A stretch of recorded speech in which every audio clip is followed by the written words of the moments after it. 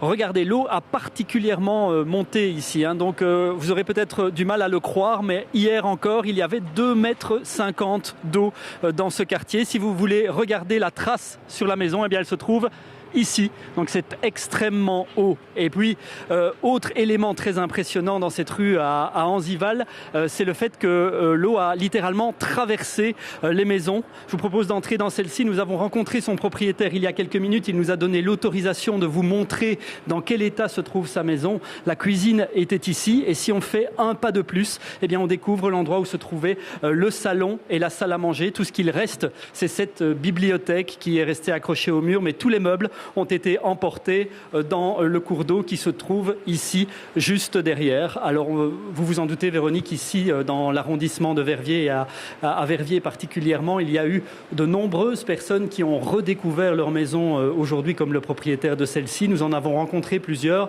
et à chaque fois, beaucoup de désarroi, mais aussi beaucoup d'espoir, puisque ces personnes sont en vie et elles ont conscience que c'est une chance. Je vous propose de découvrir ce reportage réalisé ce matin avec Clara Wertz et Sébastien Ungaro.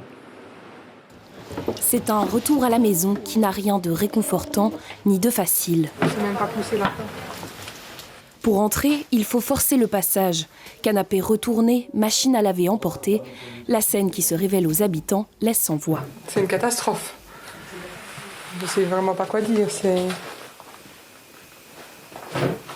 On n'a jamais vu des choses pareilles. Il n'y a plus rien à sa place. Tout c'est de la boue. C'est une catastrophe. Je ne sais pas comment je peux remettre ça en ordre. Dans cette rue, à quelques centaines de mètres du centre de Verviers, même spectacle. L'eau est montée jusqu'à 2 mètres, emportant les voitures et détruisant les voies. Elle s'est infiltrée dans les maisons. Jean-Pierre Bangou retourne pour la première fois chez lui. Je suis bâti, mais grâce à Dieu, nous sommes vivants, moi et ma petite famille. Un grand soulagement, même si les dégâts matériels sont importants. La cave de cet homme est toujours inondée. Sa cuisine et sa salle de bain sont détruites. L'eau était jusque là, à ce niveau-là. Là, vous voyez, ouais. L'eau était arrivée jusque là. Ouais. Il a enfoncé la porte. Ouais, l'eau est pénétrée, ouais. Dans le quartier, l'électricité est toujours coupée et l'eau courante n'est pas rétablie. La décrue laisse les habitants impuissants face au chaos qu'elle révèle. J'ai plus rien, plus de voiture, plus de maison, plus rien. Ma voiture se trouve là au bout, encastrée dans un poteau. Et voilà. On ne sait pas quoi, on n'arrive pas à joindre les assurances, on ne sait rien, on n'a pas d'eau, on n'a pas d'électricité, rien du tout. Les services d'aide arrivent sur place depuis 9 h ce matin. Ils tentent de réparer les dégâts et ramassent les détritus sur la voie. Dans un premier temps, nous sommes en train de tout nettoyer, mais en parallèle, nous avons des raisins pour le gaz, la SWDE pour l'eau et Ores pour l'électricité, qui de leur côté s'affairent aussi à rétablir l'eau, le gaz et l'électricité. Il faudra plusieurs mois pour que Verviers retrouve son aspect d'avant. La ville et ses habitants resteront marqués par l'ampleur de ces inondations. Merci effectivement à tous les bénévoles, aux ouvriers communaux, aux pompiers, aux membres de la protection civile qui interviennent et qui ne comptent pas leurs heures pour le moment, qui travaillent jour et nuit pour aider les personnes en difficulté. Et puis conséquence, 10e couache de ces inondations, des centaines de milliers de Wallons sont sans électricité, sans gaz et sans eau. Oui, plus de 40 000 foyers sont actuellement sans électricité en région wallonne. On compte plusieurs centaines de cabines de bornes de distribution inondées. Certaines sont en ce moment toujours inaccessibles. Ores et Resa, 2 gestionnaires du réseau électrique, assurent que leurs techniciens font tout pour établir le courant le plus vite possible. Parmi les communes sans électricité, il y a Barvaux, Durbuy, Eupen, Amto, Oufalise, Houillet, Limbourg, Rochefort, Spa, Teux et Verviers. Conséquence aussi sur les robinets. L'eau est impropre à la consommation dans certaines communes comme Liège, Namur, Oui, Marchin, Argimont dans la province de Luxembourg, Viéville dans le Hainaut. Si l'eau est trouble ou sale, il ne faut pas la consommer, même bouillie. Et pour savoir si votre commune est concernée, les détails se trouvent sur le site www.swde.be. Et puis sur le rail, il y a encore des perturbations évidemment aujourd'hui. Oui, plus d'une vingtaine de lignes ferroviaires sont encore impactées ce vendredi. Regardons cette carte, elle parle d'elle-même. Une Belgique coupée en deux dans sa circulation ferroviaire. La dorsale wallonne et tout ce qui se trouve en dessous est fortement perturbé, voire carrément à l'arrêt. Des navettes de bus ont été mises en place par endroits, mais pas partout. La SNCB conseille aux navetteurs de reporter leur voyage dans le sud du pays. Infrabel, le gestionnaire des voiries, estime que les réparations pourraient prendre des semaines. Un retour à la normale sur le rail risque donc de prendre plusieurs semaines. Merci Tidiem. Et puis il y a parfois de belles histoires au milieu de ce chaos. Enzo, 6 ans, a été secouru il y a 2 jours alors qu'il participait à un stage de football. Et puis ce matin, il a enfin retrouvé ses parents. Marc Mellon et Guillaume Latour ont assisté à ces retrouvailles et c'est Alexis Gonzalez qui nous raconte l'histoire. Ça va ? T'as pas eu trop peur ? C'est le soulagement pour le petit Enzo, 6 ans. 2 jours après avoir été secouru et hébergé avec d'autres enfants alors qu'il était à un stage de football, il retrouve enfin ses parents. Il est resté coincé 48 heures. Je ne sais même plus quel jour on est. Presque 48 heures dans le premier étage avec 5 autres enfants et 2 adultes qui s'en sont occupés merveilleusement bien. Et voilà, on vient de le récupérer. Christelle cherche des vêtements pour habiller sa maman. Elles ont été secourues et hébergées jeudi matin. Leurs habitations ont été dévastées. Il ne leur reste plus rien. Maman a été secourue par des volontaires pendant la nuit. Mais voilà, il n'y a plus rien, elle est sortie en stage, donc je vais la chercher pour l'habiller, pour qu'elle puisse venir ici pour pouvoir voir un médecin et avoir ses médicaments. Dans ce hall omnisport transformé en centre d'accueil d'urgence, les bénévoles se démènent. Il faut trier un flot continu d'affaires reçues par des citoyens très solidaires. On a reçu pas mal de vêtements, des vivres, tout ce qui est des soins. Et donc on est en train de trier tout ce qu'on reçoit. On reçoit énormément. Aujourd'hui, on doit demander que les gens gardent pour le moment tous leurs dons chez eux parce qu'on n'a plus la capacité de les stocker et de les gérer. On est en train d'organiser une cellule avec la Croix-Rouge qui va mettre tout ça en place parce qu'aujourd'hui, pour nous, la priorité, ça doit être l'accueil et l'accompagnement des personnes sinistrées. Pour l'instant, le centre a déjà accueilli et aidé plus de 1500 personnes. Boire, manger, s'habiller et même dormir. Chacun y trouve son compte en attendant une solution d'hébergement. Quand tout sera terminé, il faudra tirer les leçons. Voilà ce qu'a déclaré ce matin le ministre président wallon, Elio Di Rupo, sur nos antennes. Trop de personnes n'ont pas pu être secourues rapidement. Il va donc falloir comprendre pourquoi la région wallonne, qui envisage aussi, Rachel Crivellaro, de débloquer des fonds pour aider les citoyens rapidement. Le gouvernement wallon donc, qui a décidé de débloquer 2,5 millions d'euros à destination des communes impactées pour que celles-ci puissent rapidement réparer tout ce qui est infrastructure, équipement collectif endommagé. Le gouvernement wallon aussi qui a initié la procédure de reconnaissance en catastrophe naturelle de ces inondations afin que le fonds des calamités puisse intervenir rapidement aussi. Mais alors la question ce matin, qu'est-ce qu'il en sera pour les particuliers, toutes ces familles, ces particuliers durement touchés par les inondations? On va poser tout de suite la question à Elio Di Rupo, le ministre président wallon est notre invité. Elio Di Rupo, bonjour. Est-ce que ces personnes sinistrées vont pouvoir compter sur une aide rapide des pouvoirs publics, mais également des assurances? Alors, pour ce qui concerne mon gouvernement, nous avons décidé d'octroyer des prêts aux bourgmestres des communes concernées pour que ceux-ci puissent venir en aide aux victimes, aux personnes qui sont dans les grandes difficultés, avec un montant immédiat d'environ 2500 €. Et donc ça va permettre non pas de résoudre les questions, mais dans l'extra-urgence, leur permettre en tout cas de se retourner, surtout les personnes fragilisées avec peu de moyens financiers qui tout d'un coup se retrouvent avec des frais immédiats auxquels ils ne peuvent pas faire face. Par rapport aux assurances, on sait que c'est parfois un petit peu long comme procédure. Vous avez rencontré les représentants d'Assuralia ce matin. Est-ce que les assurances vous ont promis qu'elles interviendront rapidement? Alors, l'intention donc des assurances est en effet d'intervenir rapidement. Chaque compagnie d'assurance a décrété l'état de crise, l'état d'urgence, c'est-à-dire que tout leur personnel, tous leurs experts sont rappelés pour travailler.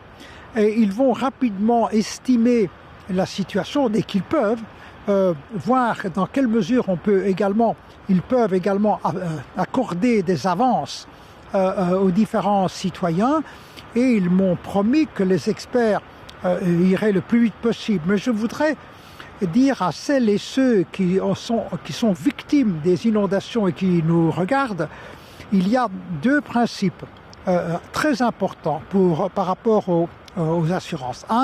Dès que vous rentrez chez vous, la première chose à faire, c'est de photographier la situation exacte avant même que vous ne touchiez quoi que ce soit. Et 2, ne jetez rien. Vous pouvez déplacer, mettre dans le jardin, mettre devant chez vous, mais ne jetez rien tant que les experts ne passent pas. Monsieur Di Rupo, on n'est pas encore à l'heure des polémiques, mais vous avez eu quand même des propos interpellants, notamment sur l'intervention des pompiers, de la protection civile, des secours qui ont été souvent débordés ou en manque de moyens. Est-ce qu'on a raté quelque chose dans ces inondations? Alors écoutez, tant la protection civile que les pompiers font le maximum avec la capacité qu'ils ont. Et je crois qu'il faut les saluer. Ce qui a été évoqué relève du passé. Pour moi, ce qui m'importe pour le moment, c'est de venir en aide aux familles sinistrées et soutenir tous les services de secours qu'on doit féliciter. Bien sûr, les pompiers d'une part, la protection Il y aura quand même des leçons à tirer. Dans certains moments, ils ont manqué même de matériel. Nous aurons tout le temps de voir cela, nous aurons tout le temps d'examiner la situation. Nous devons maintenant répondre immédiatement à l'urgence. Et moi-même, mon gouvernement, nous sommes à 100% en train de travailler pour essayer de soulager toutes ces victimes. Merci beaucoup, Elio Di Rupo. Voilà, c'était le ministre-président Elio Di Rupo. Elio Di Rupo qui va filer d'ici quelques minutes à Bruxelles, où il a rendez-vous avec le gouvernement fédéral, avec le Premier ministre, puisque vous savez que cette histoire d'inondation ici au niveau provincial, c'est désormais une inondation au niveau fédéral qui va être prise en main. C'est le plan de catastrophe fédéral qui va prendre le relais. On évoque à présent la situation dans les pays voisins. Elle est aussi dramatique. En Allemagne, on parle de 103 morts pour le moment. Certains villages ont tout simplement été rayés de la carte. L'état d'urgence a été déclaré notamment en Rhénanie du Nord-Westphalie. Et les images que nous recevons de cette région sont dramatiques. Elles sont montées par Bertrand Menu et commentées par Quentin Warlop. Vue du ciel, les images parlent d'elles-mêmes. À Schuld, dans l'ouest du pays, l'eau a fait disparaître les routes et les ponts. Des maisons se sont effondrées.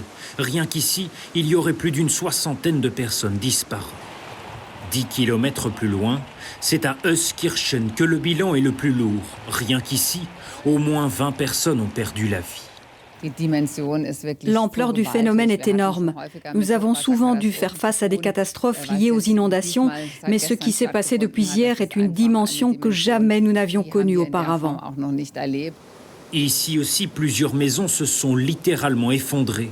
En cause, les pluies diluviennes qui ont fait gonfler les rivières et qui n'offrent désormais plus qu'un spectacle de désolation.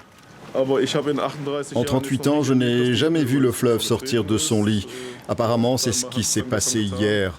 Le niveau d'eau a atteint un peu moins de 4 mètres. Je pense que le niveau d'alerte est de 2,70 mètres. Nous nous sommes précipités à la maison et nous nous sommes retrouvés dans l'eau jusqu'à la taille. Et pendant la nuit, 50 cm supplémentaires se sont ajoutés. Routes inondées, arbres arrachés, voitures submergées ou emportées par les flots, des milliers de maisons sont éventrées, les communications coupées. Les habitants, eux, sont désabusés. Il a beaucoup plu toute la journée, mais je ne crois pas que cela soit seulement dû à la pluie. Le problème, ce sont aussi les nouvelles constructions ici dans notre ville. Il y a de nouvelles maisons et les canalisations ne tiennent plus. Et nous nous retrouvons avec de l'eau partout, dans la cave, partout.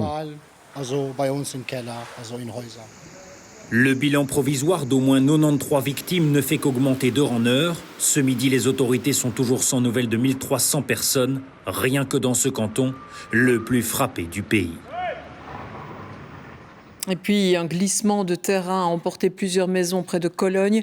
Il y a plusieurs victimes. On va retrouver Pascal Bustamante. Vous tentez d'approcher des lieux, mais que s'est-il passé exactement ? Eh bien oui, nous sommes ici à Erftstadt, comme vous l'avez dit, à quelques kilomètres de Cologne. Et comme vous le voyez, derrière moi, l'autoroute a dû être bloquée parce qu'il y a eu un énorme glissement de terrain créant un cratère immense. Des milliers de mètres cubes de terre ont été ainsi déplacés et ont emporté avec elles des habitations. Et on déplore déjà certaines victimes, des victimes. Les autorités parlent des victimes sans en faire le décompte encore précis pour l'instant. Il y a aussi des personnes qui sont disparues. Ce qui fait ici de la Rhénanie-Palatinat l'un des Länder les plus touchés par les catastrophes. On est à 60 victimes juste pour le Land ici. Et donc, pas possible pour l'instant d'aller jusqu'au site de la catastrophe puisque ce sont les secouristes qui sont occupés. On voit leur activité au travers de balais d'hélicoptères et évidemment de nombreuses voitures de police, de pompiers, d'ambulances qui l'encerclent. Mais s'en approcher, ça n'est pas possible, ça ne nous a pas été autorisé. Donc c'est vraiment un drame dont ici on parle à Erftstadt. Avec un bilan qui devrait donc s'alourdir en Allemagne. Merci Pascal Bustamante, l'Allemagne qui pour le moment compte déjà 103 morts. Des dégâts également aux Pays-Bas. Plus de 500 familles ont dû être évacuées par exemple ce matin à l'aube à Roermond, une ville qui est située en bord de Meuse. La Meuse dont le débit est monté à plus de 3300 mètres cubes par seconde. C'est un record. Certains villages sont également totalement isolés. On va faire le point avec ces images de Yvan Goré et Benoît Feit. La nuit de mercredi à jeudi annonçait déjà la couleur dans les rues de Valkenburg, où une maison de repos a dû être évacuée à cause de la montée des eaux. Le début d'un déluge de 48 heures qui a pris tout le monde de court ici, comme dans le reste de la province du Limbourg néerlandais. Une région qui est pratiquement isolée du reste du pays aujourd'hui. Les routes y sont par endroits infranchissables et un pont a même cédé sous la pression des eaux. Pour le gouvernement néerlandais, on peut clairement parler de catastrophe naturelle. Il est absolument clair que la situation au Limbourg est désastreuse. Ce soir, nous avons donc décidé de la qualifier de désastre au regard de l'article 1er de la loi sur la sécurité des régions. Ce qui signifie que nous allons mettre en œuvre une compensation pour cause de désastre suite à cette crise.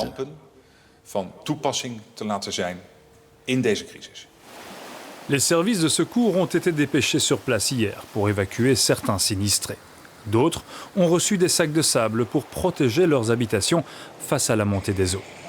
Signe de l'ampleur de la catastrophe, le roi et la reine des Pays-Bas se sont même rendus à Valkenburg pour prendre la mesure de l'ampleur des dégâts. C'est bien de voir le roi et la reine nous montrer leur sympathie dans un moment pareil. C'est bien qu'ils viennent nous montrer leur soutien. À Maastricht, la Meuse a atteint un débit record de 3300 mètres cubes par seconde ces dernières heures, mais la ville a heureusement été épargnée par les inondations.